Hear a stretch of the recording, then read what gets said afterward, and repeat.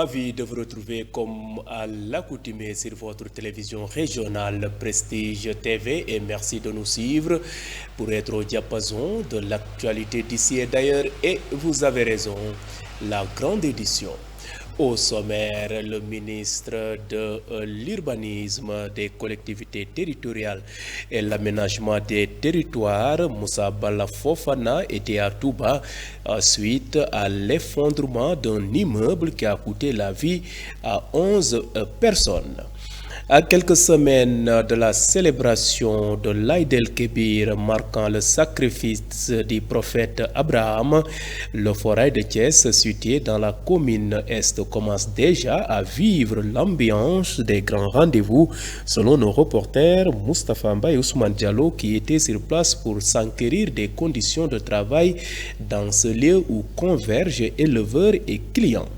L'autorité de régulation des télécommunications et des postes ARTP et le Conseil national de régulation de l'audiovisuel CNRA ont signé ce lundi une convention. Plus de détails dans cette édition. Le suivi de l'actualité internationale et la page sportive mettront à terme à ce rendez-vous d'information. Merci de votre fidélité. Le développement, c'est dans une poignée de secondes.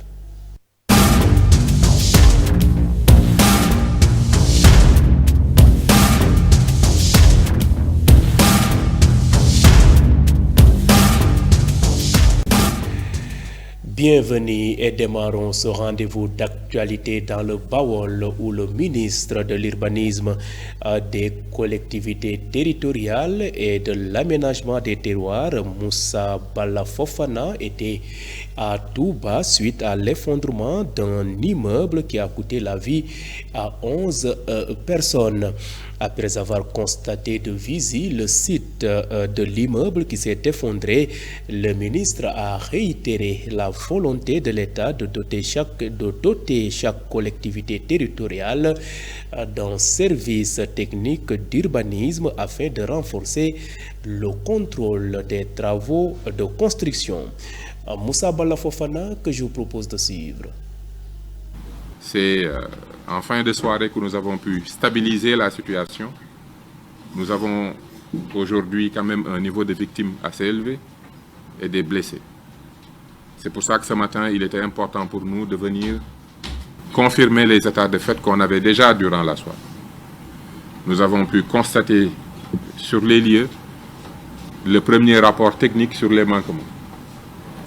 Premièrement, nous avons constaté que la réalisation du bâtiment a suivi un rythme très rapide. Parce qu'en l'espace de 5, 6 mois, 7 mois, ériger un R+3 avec autant de rapidité, sans laisser à la structure le temps de se solidifier, est déjà un problème. Les autres éléments qu'on a pu constater, toujours dans l'analyse préliminaire et qui est à confirmer, c'est l'état des matériaux de construction, un ciment, un mélange qui n'a pas forcément les qualités requises, mais surtout un problème de structure qui se voit déjà. Autant de points qui montrent qu'il était important, avant de se prononcer sur la situation, de prendre le temps non seulement de sauver les vies, mais de faire un premier diagnostic qui repose sur du juste et sur du vrai. L'entreprise qui était responsable de ce chantier a déjà eu dernièrement à faire l'objet de constats et d'erreurs quand même assez complexes par rapport à la mise en œuvre. Ce qui montre encore une fois que nous devons redoubler de vigilance quant au contrôle des travaux. L'option que nous avons, et qui est la meilleure option jusqu'à date, c'est de renforcer nos municipalités avec les services techniques d'urbanisme opérationnel et d'ingénieurs et de techniciens du BTP, parce que c'est au niveau communal que nous pouvons suivre l'ensemble des travaux en cours pour le respect des délais, respect des matériaux et contrôle de ce qui se fait réellement. Mais il faut dire qu'aujourd'hui, notre décentralisation ne prévoit pas dans les organigrammes l'obligation d'avoir un tel bureau et avoir cette telle capacité. Le ministre des collectivités territoriales, Moussa Bala Fofana, dans sa volonté de doter chaque collectivité territoriale d'un service technique d'urbanisme, il était hier dans la cité religieuse de Touba. Vous suivez le rendez-vous de l'actualité grâce à votre radio Prestige FM qui émet en modulation de fréquence sur les 95.5 FM ici à Thiès et retour dans la cité d'Iraï pour parler société mais sous forme de brève illustrée à quelques semaines de la fête de l'Aïd el-Kébir marquant le sacrifice du prophète Abraham. Le forail de Thiès situé dans la commune Est commence déjà à vivre l'ambiance des grands rendez-vous selon nos reporters Moustapha Mbaye et Ousmane Diallo qui étaient sur place pour s'enquérir des conditions de travail dans ce lieu où convergent éleveurs et clients. Pour Omar Dem que vous voyez à travers ces images, il est vendeur de moutons. Selon lui, le forail commence à être approvisionné, mais la clientèle n'est pas encore au rendez-vous. Néanmoins, il nourrit l'espoir que les jours à venir, coïncidant à la fin du mois, les acheteurs seront présents. Il a fait savoir que les prix sont abordables pour cette année et que les Thiessois pourront acheter le mouton qui correspond à leur désir. Ainsi, Oumar Dem estime que plus de 1000 voire 2000 têtes inonderont le forail de la cité du Rail en cette période de préparatifs de la Tabaski. Restons toujours dans la commune Est où le service technique de la mairie s'engage à accompagner les éleveurs. Selon Mamadou Sow, superviseur au niveau du forail, depuis 2 mois, la mairie est à pied d'œuvre pour mettre dans de très bonnes conditions les vendeurs de moutons selon les recommandations du maire Ousmane Diagne. Côté sécurité, des lampes sont déjà installées pour permettre aux vendeurs de s'activer de jour comme de nuit et tout cela est renforcé par des éléments qui veilleront strictement au bon fonctionnement des activités au sein du forail qui fait face au champ de course de Thiès.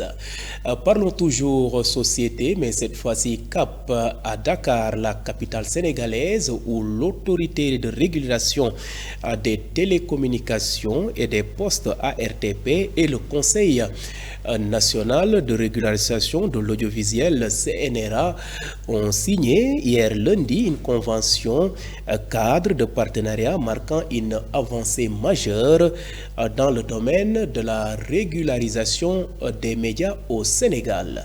Suivons successivement les réactions de Mamadou Omar Ndiaye, président du CNRA, et de Dahirou Thiam, directeur général de l'ARTP lors de la signature de cette convention. Le CNRA et l'ARTP sont appelés à travailler main dans la main pour faire de la co-régulation en quelque sorte, parce qu'aujourd'hui, il n'existe pratiquement plus de frontières entre les télécommunications, le secteur de l'audiovisuel, du fait de l'évolution technologique, du fait du numérique, qui fait qu'il y a aujourd'hui une convergence dans tous ces domaines.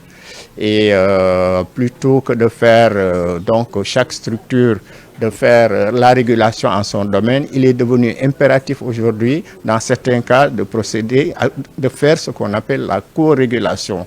Et donc, c'est tout ça qui a été donc consigné dans la nouvelle convention. Face à ce phénomène qui transcende les frontières des pays, il est urgent pour les régulateurs de l'audiovisuel et du support numérique de s'unir pour adresser correctement les problèmes qui pourraient se poser dans le cyberespace. Cette collaboration constitue un pas pour une coopération régionale, voire internationale, puisque le numérique ne connaît pratiquement pas de frontières géographiques.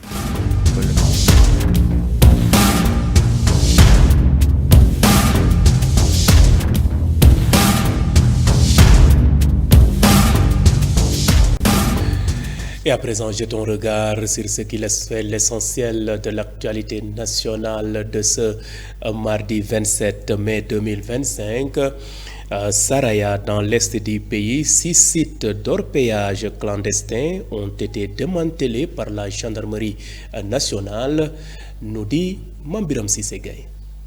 L'actualité nationale, le Parti démocratique sénégalais PDS a confirmé sa participation à la journée nationale du dialogue prévue le 28 mai 2025. L'annonce a été faite par le porte-parole du parti Bachir Diawara. Après de larges concertations au sein de ces différentes instances, le PDS a décidé de prendre part au dialogue national du 28 mai, a-t-il déclaré. Une opération de grande envergure menée dans le secteur de la Falémé a permis le démantèlement de 6 sites d'orpaillage clandestins près de Saraya. Cette action réalisée dans le cadre de l'opération orientale au cours des 4 jours. D'importants matériels utilisés pour l'extraction illégale d'or. Parmi les éléments interceptés figurent 14 motopompes, 7 motos ainsi que divers équipements destinés à l'exploitation aurifère artisanale non autorisée. Ces sites, souvent source de dégradation environnementale et de tension sociale, font l'objet d'une surveillance accrue des autorités. Terminons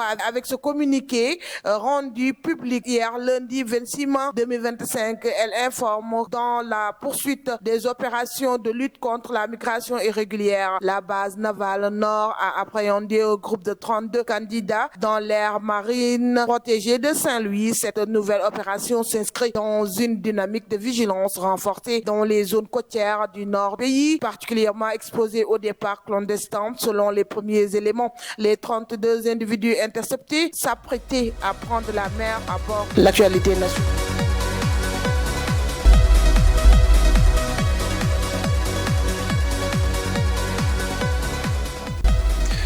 Ce jingle, comme d'habitude, marque le point de départ de l'actualité hors de chez nous, qui va nous mener en Asie-Pacifique et dans l'Afrique de l'Ouest. Mais tout d'abord, place à l'actualité en Afrique du Nord. 2 jours après la perte de plusieurs dizaines d'hommes à Ekenewan, l'état-major des forces armées nigériennes compte ses morts. Un nouveau bilan fait état de 58 morts selon des sources sécuritaires. Les forces spéciales d'IBRS, le bataillon de renseignement et de surveillance, ont subi dimanche d'importantes pertes humaines et matérielles après une violente attaque de l'EIGS, l'État islamique, au Grand Sahara. Suite à l'attaque djihadiste contre une position des forces nigériennes à Ikenewan, au nord-ouest de Tilia, région de Tawa, la zone de défense numéro 4 a enterré hier lundi ses soldats décédés. Après le salut aux morts, le chef d'état-major des forces armées s'est rendu à Tilia, plus au nord, pour soutenir le moral des troupes.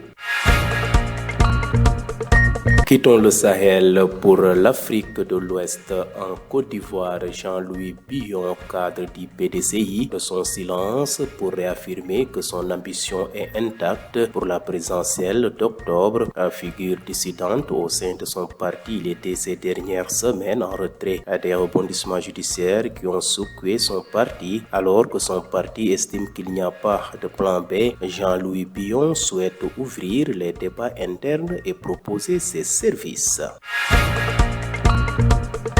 Bouclons ce rapide survol de l'actualité internationale en Asie-Pacifique. En Inde, alors que de fortes chaleurs s'abattent sur le pays, des précipitations intenses provoquent d'importantes inondations à Bombay, la capitale économique du pays. Selon les services météorologiques indiens, la ville est frappée par les pluies de mousson avec 2 semaines d'avance sur le calendrier habituel. Des routes submergées, des habitations noyées sous les eaux, une station de métro flambant neuf inauguré il y a seulement 17 jours, déjà englouti. Cette année, la mousson vitale pour l'approvisionnement en eau de l'Inde est arrivée bien plus tôt que prévu dans l'état du Maharashtra, dont Bombay est la capitale.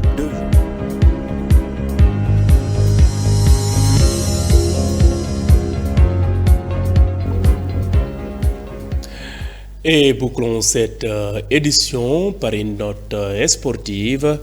Équipe nationale du Sénégal, le sélectionneur Pape Thiaw a dévoilé une liste pour les rencontres contre l'Irlande et l'Angleterre. Mais cette liste a été dévoilée avec sans Sadio Mané. Le suivi de l'actualité sportive de ce mardi porte la signature de Ismaïla Sarr.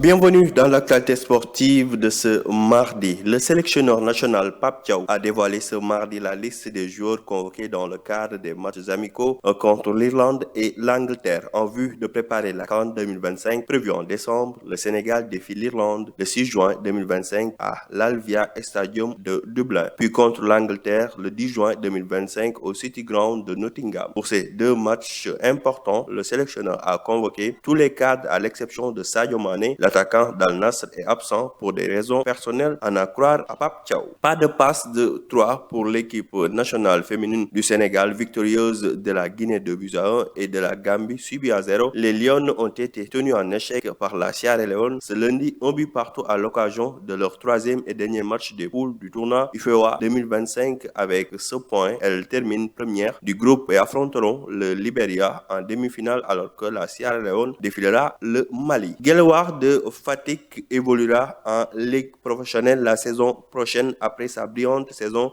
2024-2025. Seule équipe toujours invaincue en National 1 après 21 journées disputées, Guelwaar de Fatick est récompensé pour la saison exceptionnelle et qu'elle est en train d'accomplir. Le club du président Mamadou Gomnian est en effet promu en Ligue 2 après sa victoire obtenue ce lundi à Mbour face à la Lanterne Rouge Toglou de Dias de Biane. Et merci donc à vous Ismaël Assar pour cette note sportive. Mesdames et messieurs, c'en est tout. C'était le rendez-vous de l'actualité de ce mardi 27 mai 2025. Vous étiez trop nombreux à nous suivre à l'étranger grâce au réseau IPTV. D'autres optent pour nos différentes plateformes, à savoir le site d'information www.prestigethies.com, les pages YouTube et Facebook Live de Prestige. Et mention spéciale à nos auditeurs qui nous ont suivis grâce à cette radio Prestige FM qui émet en modulation de fréquence sur les 95.5 FM ici à Thiès. Et gardez la fréquence sur les 95.5 FM. Tout juste après, je vous retrouve pour la version Wolof de cette édition.